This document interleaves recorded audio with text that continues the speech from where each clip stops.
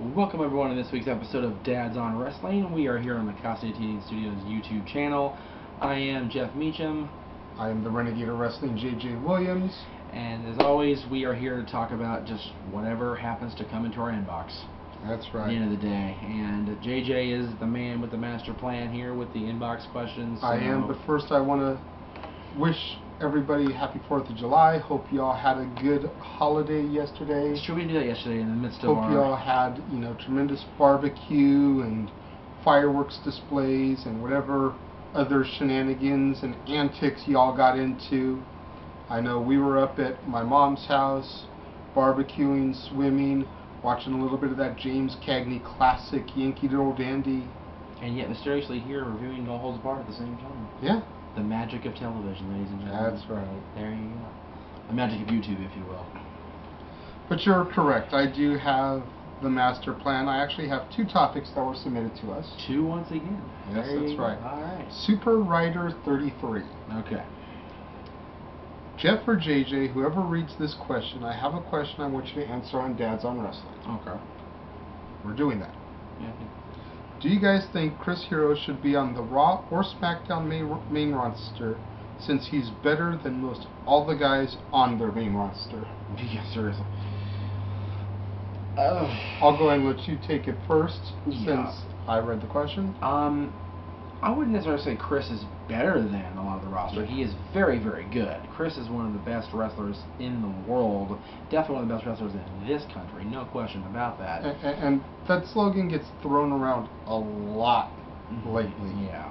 But Chris, I definitely think, is one that falls into that category. He is the best wrestler to have never held one of the quote-unquote recognized world championships. Because a lot of people don't recognize PWG as a world championship, just because it hasn't been outside of this country, outside of the city of Reseda in a couple of years. Very true. So, although he is a former PWG world champion. Yes, he's never been Ring of Honor or either of the big 2. If it was my decision, and again, this is our show, so it's what I say. What we say, because it's our show. Well, and after the bell, it's what you say. Yeah, it's what I say right now. Okay. I would take Oksana and keep her on there, but have Antonio Cesaro go out there and you know what? This Antonio thing, not working out for me. My name is Claudio Castagnoli. I'd like to introduce you to my partner. This is Chris Hero. We are the kings of wrestling. We are going to be the ones to take over this tag team division. Because you mentioned on After the Bell, talking about the Outlaws rejuvenating the tag team division, if we were to bring people back from the Attitude Era, to bring them back, the Kings would do that in a heartbeat. Huh? That's what I would do with Chris Hero if I was up in Stanford at the booking meetings going, okay, what are we going to do this week to not mess this up? I would definitely put Chris and Claudio together again, but I would wait. Well, yeah. I would, in fact, bring Chris to SmackDown, but I would have him start feuding with Claudio. And have them on camera forge a bond out of respect. And then kind of lower the boom, this has been a ploy all along. Yeah. We know exactly who we are. We're not this and this, like you said. We are Chris Hero and Claudio Castagnoli. We're the kings of motherfucking wrestling, although you can't say that on a PG product. And we're here to take over. That's right. And then maybe have Cult of Personality hit, and Punk come out, and, that potential ROH stable that could have been done, about a year ago this time, that we kind of, tried to plant seeds for at Access last year. That didn't happen. Make that happen. That'd be nice. That'd be very awesome. I definitely like to see that. And, I do like your tweaking of my suggestion of having them feud and then, touch on the past at a later date. Kind of like they originally planned to do with Mankind and Vader. The original plan with that was they were going to have them team up, break off and feud, be like, oh yeah, by the way, Vader's the one that messed up Mankind's here in the first place and busted him up really bad a few years ago in another company. Never happened, obviously, but Second question is kind of an interesting one. All right. It comes from Telephoto USA. A multi-time questioner of the channel, yes. Hi guys, what are your thoughts on the lack of black world champions? Not that I think WWE is racist, but think about it. When was the last time a black star had one of the top 2 belts? For the WWE belt, it was The Rock back in '02. And for the World Heavyweight Championship, they threw Mark Henry a bone for about 3 months in 11, long enough to build some heat as a transitional champ. Otherwise, you have to go back to 2006 when Booker had it. Your thoughts? This has been a oft talked about discussion in wrestling. Yes. Because wrestling seems to be, for the most part, when they talk about the world champions of a company, the Great White Hope. And with few exceptions, even though they were Caucasian in coloring, you had Bruno that represented the Italian demographic for years. Right. Pedro, Morales. You had Ivan Koloff for a cup of coffee. Right. So although their skin tone may have been lighter than some, right, they still were a very ethnic, demographic-based. Okay, let me tweak that a little bit then.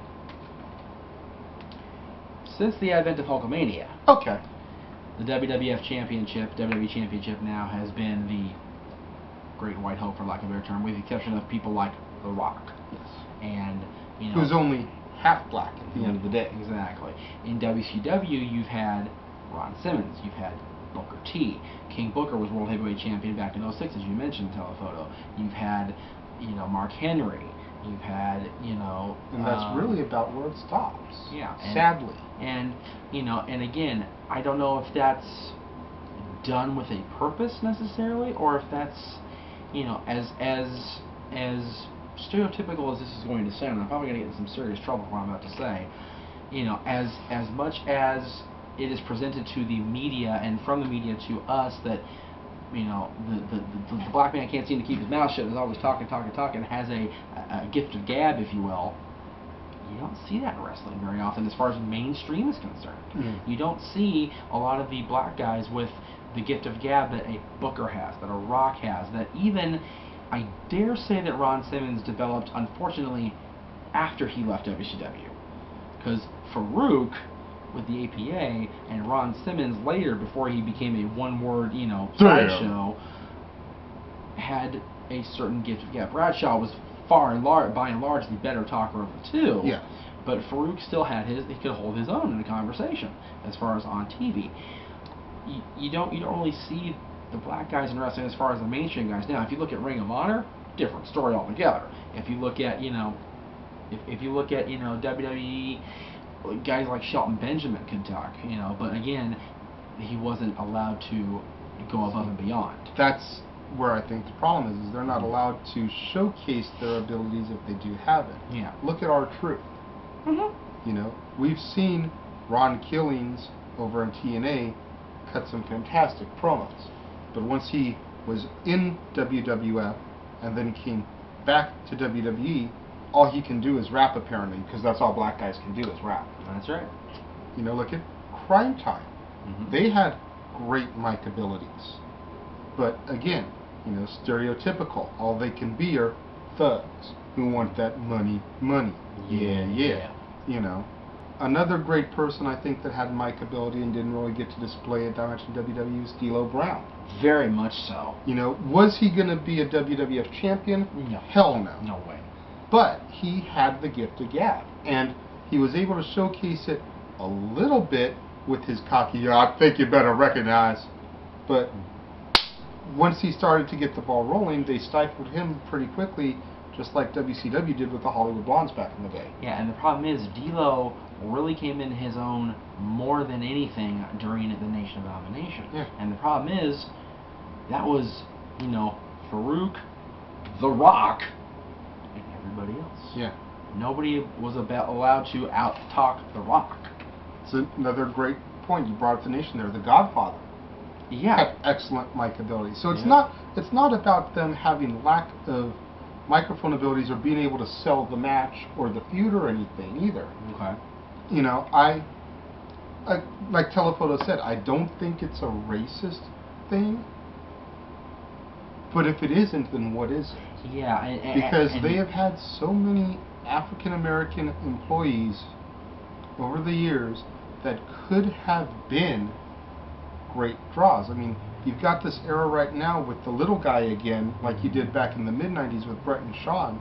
You've got that kind of being revisited right now with Punk and Bryan, and even Sheamus to a certain extent. Yeah. You know, Shelton Benjamin would fit in perfectly right here. Yep. He'd be having some phenomenal matches with Punk and Bryan. They are trying to do what Ring of Honor has done since the advent and give the smaller built guys a chance to run with the big dogs. Kofi. And the big belt.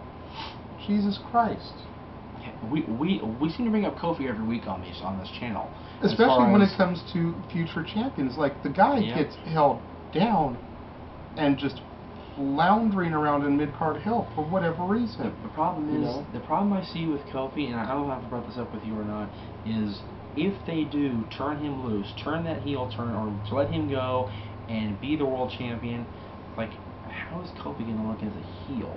How are we going to present Kofi as a heel other than you held me down, man? Like, it's the same old shit. It is, but, I mean, you can even tap into the fake Jamaican thing.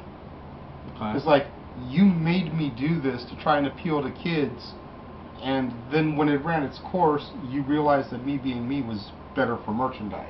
Yeah. It's like, well, I knew me was better all along, you morons. Exactly. It's the same thing, and again, totally off topic. It's the same thing that freaking John could say if they were turning heel. It's like, you know what? When I was out there in 03 and the end of 02 and all of 03, and I was doing what I was doing, that was me, man. And y'all made me a freaking Powerpuff Girl at the end of the day compared to what I was. Seriously. I mean, put out Word Life again, guys. Seriously, just watch that stuff. But right now, you've got Ron Killings, you've got Kofi Kingston, you've got even, like I said last week on the show, David Otunga, and I caught a ton of crap as expected for that. Did you really? Yeah. Oh. But, you've got these African American guys that can do the things that Vince wants to do because they either have the mic ability or the athletic ability. Right. Or both. Yes, very much so. And they just don't seem to get it. Mark Henry, like you said, it was throwing a bone. Mark Henry should have gotten that title if he were going to get it way back before he even started teaming with MVP. You know what it was? When he was ECW champion and he lost that belt to Matt Hardy at Scramble, it should have been right then and there. He should have been turning one of the big championships. Totally. Absolutely. Totally should have. Right. Why they didn't, I don't know. I don't either. I really don't. It's a shame that a guy like Mark Henry who's got the look that Vince wants. Yeah. Even wasn't turned loose except for 3 months. And again, you want to go back to the Attitude Era or even just pre-cusp Attitude Era, Ahmed Johnson. He was a shitty worker, but so was Batista. And he's a multi-time world champion. He had the look. He had the fan support behind him. He would have been a decent world champion. Definitely. So, don't know what else to say about that. Except, what do you guys think out there? Telephoto and I forgot the other guy's name. I apologize for that already. Super Rider gave us 2 very good topics to bring up. What do you guys think of what we said? Do you agree with us? Do you disagree? What are your points and counterpoints? Post them in the comment box. Right there. Or even Super Rider and Telephoto. Send us a video response. Yep. What do y'all think about our answers to your question? Let us know. Keep those questions coming. Keep those topics coming. We will see you tomorrow with a brand new Stat Boy rant. Yes. We will see you this weekend with the brand new Ringside Renegades and Stat Boys Bell, where we all talk collectively about our top 10 favorite television shows. That should be fun. And until next time, Jeff, we will see you around here on the Casa D18 Studios channel.